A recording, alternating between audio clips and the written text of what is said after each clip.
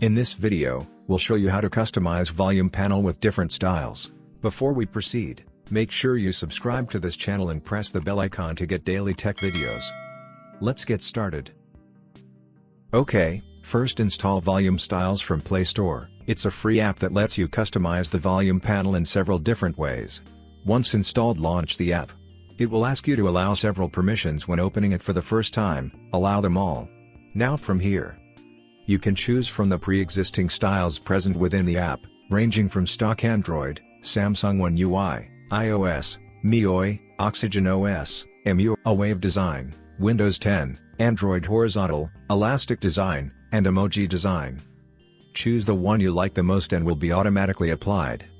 You can also further customize the panel design if you like. That's it guys, this is how you can customize volume panel with different styles. If you like this video, give it a thumbs up and remember to subscribe. I love free software TV, for more videos like this.